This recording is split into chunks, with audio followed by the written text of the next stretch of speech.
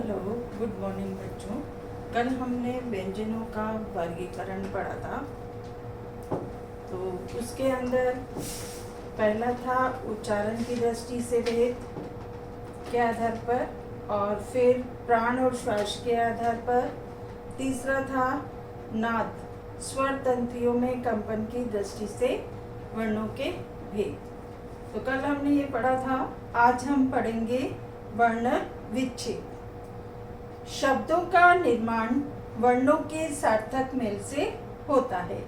यदि शब्द में प्रयुक्त वर्णों को अलग अलग कर दिया जाए तो उसे वर्ण विच्छेद कहते हैं। जैसे यहाँ हमने लिया सुमन, हमने सुमन शब्द लिया, इसका वर्ण विच्छेद करेंगे स हलन, इसमें उ की मात्रा है तो प्लस उ, फिर हम म लेंगे, म हलन प्लस अ, उसके बाद न लेंगे, इसके टुकड़े करेंगे तो न हलन प्लस अ।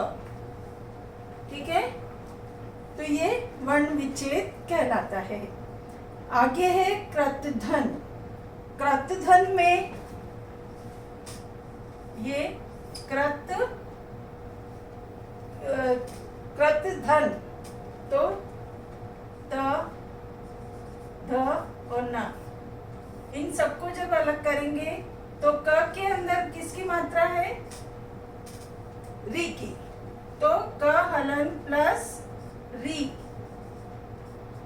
उसके बाद त है, त हलन प्लस अ, ध आधा है तो ध हलन। उसके बाद न प्लस न हलन प्लस अ। समझ में आया सबको? हाँ, आगे है भ्रमण।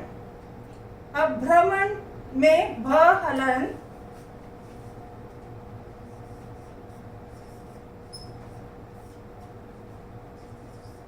भ हलन प्लस र हलन प्लस अ, क्योंकि इसमें र नीचे की ओर है तो भ्र, भ के बाद र का स्वर निकल रहा है, तो इस तरह से लिखेंगे। आगे है म हलन प्लस अ प्लस ण हलन प्लस अ, इस तरह से ये चलेगा। आगे है वात्सल्य, ये मैं पढ़कर बता रही हूँ आपको। व हलन प्लस आ प्लस त हलन प्लस स हलन प्लस अ प्लस ल हलन प्लस य हलन प्लस अ। आगे है अत्यंत। अ के अंदर अ खुद ही स्वर है तो अ आएगा, प्लस त हलन, इसमें स्वर नहीं है तो इसके साथ स्वर नहीं लगाएंगे। आगे है य हलन प्लस अ, ऊपर जो बिंदी है उसका न आएगा, न हलन प्लस त हलन प्लस अ। आगे है संध्या। स हलन प्लस अ के ऊपर बिंदी आ रही है अंग से, प्लस ध हलन प्लस य हलन प्लस आ। आगे है जाह्नवी। ज हलन प्लस आ प्लस ह हलन प्लस न हलन प्लस अ, व हलन प्लस बड़ी ई। आगे देखिए, यह भी जानना है कि महाप्राण व्यंजनों, जो महाप्राण व्यंजन है, जो दूसरा और चौथा वर्ण होता है, उसके द्वित्व कभी नहीं होता, यानी द्वित्व व्यंजन उसका कभी भी नहीं होता। इनके संयोग से पहले आने वाला व्यंजन अल्प प्राण होता है, जैसे द हलन प्लस ध, तो क्या बन जाएगा? उद्गार। जो आगे दे रखा है वो गलत है। त हलन प्लस थ, पत्थर, ये राइट है। आगे अगर थ को हम 2 बार लिखेंगे तो वो गलत माना जाएगा। ग हलन प्लस घ, बग्घी सही है और भग्घी गलत है। च हलन प्लस छ, अच्छा, आगे का गलत। क हलन प्लस ख, मक्खन, आगे ख 2 बार लिखा हुआ है वो गलत है। श तथा ह के द्वित्व रूप नहीं होते। ये जानने की बातें हैं तो ये ध्यान रखना है आपको। अब है कुछ संयुक्ताक्षर। संयुक्ताक्षर वो होते हैं जो अलग अलग व्यंजन से मिलकर बनते हैं। जैसे यहाँ है पद्धति, चिन्ह, आह्लाद, गिरफ्तार, हस्व, वक्र, आह्वान, ब्रह्मा, ग्लानि, पृष्ठ, अपनत्व, व्याख्या था। इसमें एक व्यंजन तो बिना स्वर के होता है और दूसरा व्यंजन पूरा होता है, तो ये ध्यान रखना है, वह संयुक्ताक्षर कहलाता है। ठीक है, आगे है वर्तनी। ध्वनियों के अनुसार लिपि चिन्हों को लिखना वर्तनी कहलाता है। वर्तनी शब्द का अर्थ है पीछे चलना। हिंदी एक वैज्ञानिक भाषा है। इसका लेखन ध्वनियों के अनुरूप लिपि चिन्हों द्वारा किया जाता है। वर्तनी संबंधी शुद्धि त्रुटियां इसलिए होती हैं क्योंकि उनका सही उच्चारण नहीं होता, यानी हम उसका सही उच्चारण नहीं करते हैं। जैसे अचार का आचार और अनार का अनार बोला जाएगा तो लिखा भी गलत जाएगा। भारत विविध भाषाओं का देश है। हमारे यहाँ कोस कोस पर पानी बदले और 2.5 कोस पर बानी की कहावत प्रचलित है। अर्थात हर कोस के ऊपर पानी का टेस्ट बदल जाता है और 2.5 कोस पर 2.5 कोस यानी 2.5 कोस में हमारी बोली बदल जाती है।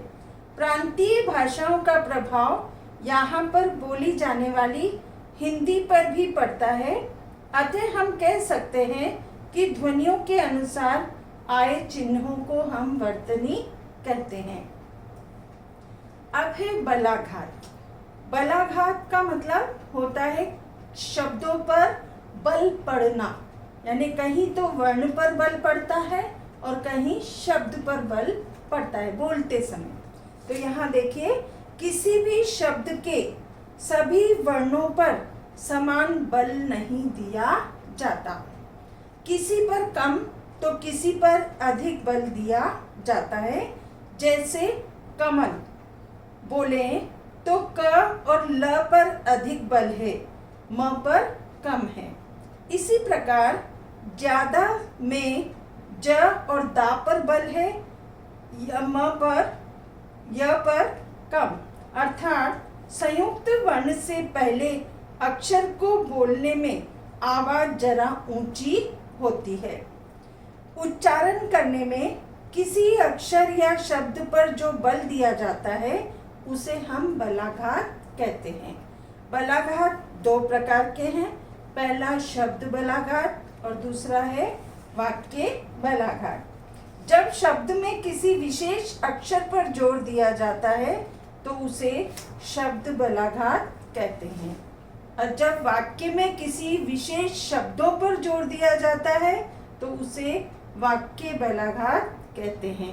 वाक्य में बलाघात से अर्थ में परिवर्तन हो जाता है, यानी जिस पर ज़्यादा बल दिया जाता है तो उसमें अर्थ परिवर्तन भी हो सकता है।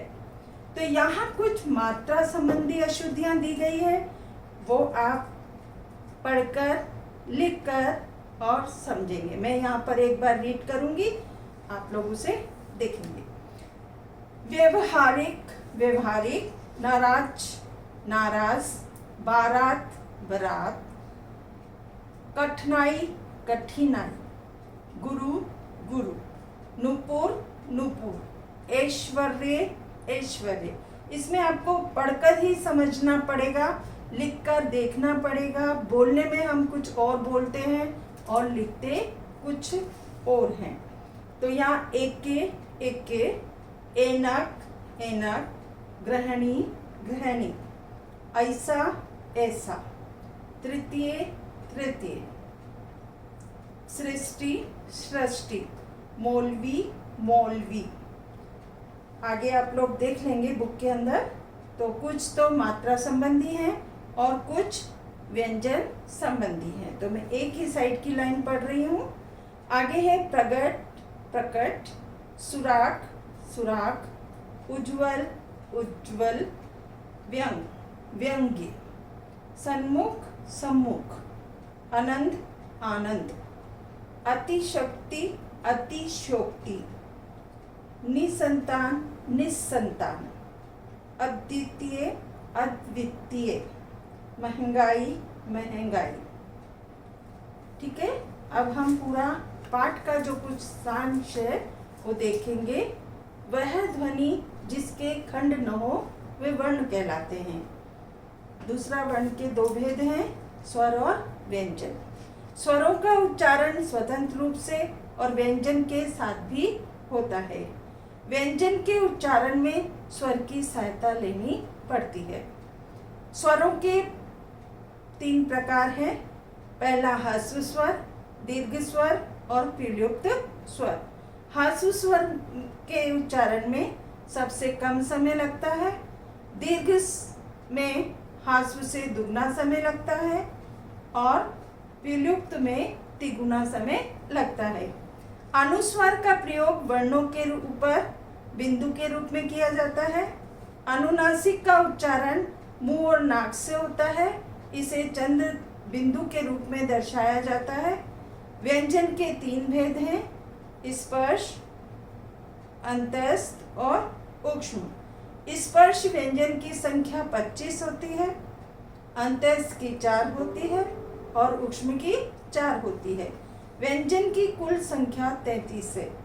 ड और ढ विस्तारित व्यंजन है। संयुक्त व्यंजन 4 हैं।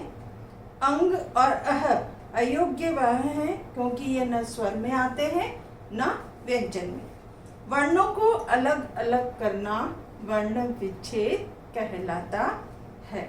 आज हम इतना ही पढ़ेंगे और आपको अभ्यास में बीच में से मैं क्वेश्चन आपको दूंगी, वो आप क्लास में करेंगे।